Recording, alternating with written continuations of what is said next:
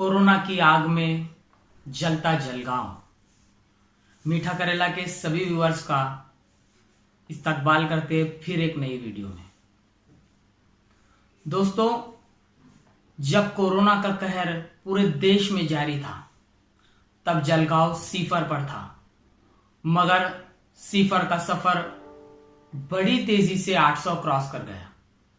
यानी corona patients की तादाद जलगांव में बहुत तेजी से बढ़ी। लेकिन सबसे दुख की बात यह है कि जलगांव का डेथ रेट पूरे देश के मुकाबले 4 टाइम्स यानी 4 गुना है।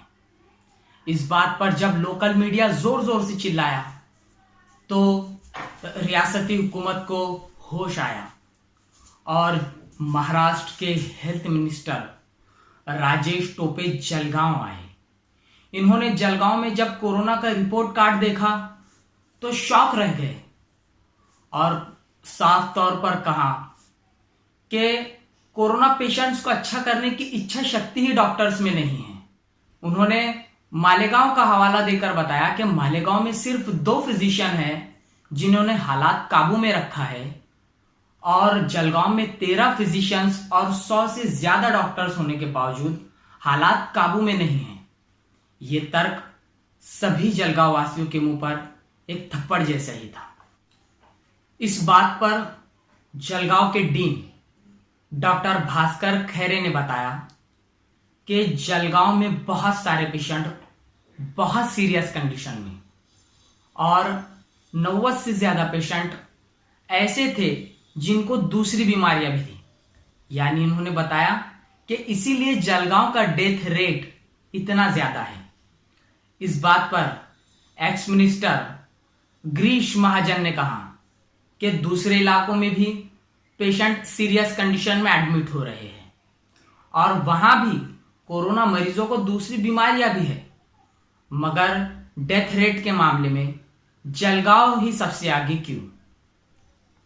गुलाबराव पाटिल, जो कि जलगांव के पालक मंत्री हैं, शदीद गुस्से का इजहार किया और इल्जाम लगाया कि प्राइवेट हॉस्पिटल के बंद होने की वजह से मरीजों को लोकल लेवल पर सही इलाज नहीं मिल पा रहा है और इसीलिए उन्होंने डॉक्टर्स को वार्निंग भी दी है कि फौरन अपने दवाखाने शुरू करें, वरना मुझे ओल्ड स्टाइल में आना पड़ेगा। इस मौके पर महाराष्ट्र के हेल्थ मिनिस्टर राजेश टोपे को जलगांव की बहुत सारी सोसाइटीज ने मेमोरेंडम दिए, जिनमें जिला मानियार बिरादरी के प्रेसिडेंट फारूक शेख ने भी मेमोरेंडम दिया और डिमांड की कि कब्रिस्तान में दफन विधि करने वालों को सुरक्षा दी जाए और इन्हें नौकरी भी दी जाए। कोरोना वार्ड में सीसीटीवी कैमरे लगाए जाए और कोविड मरीजों को दी जाने वाली दवाएं और इंजेक्शन की पूरी मालूमात भी दी जाए। इन जैसे मुतालबात भी वो पहले भी कर चुके हैं। अब्दुल करीम सालार, अब्दुल गफ्फार मलिक और गुलाबराव देवकर ने भी इस मौके पर एक मेमोरेंडम दिया और डिमांड की कि जो डॉक्टर्स इस मौके पर गैर हाजिर रह रहे हैं इन्हें फौरी तौर पर बरतरफ किया जाए। इस पूरे घटनाक्रम पर लोकमत के रेसिडेंट एडिटर मिलिंद कुलकर्णी ने एक चुभता हुआ सवाल किया।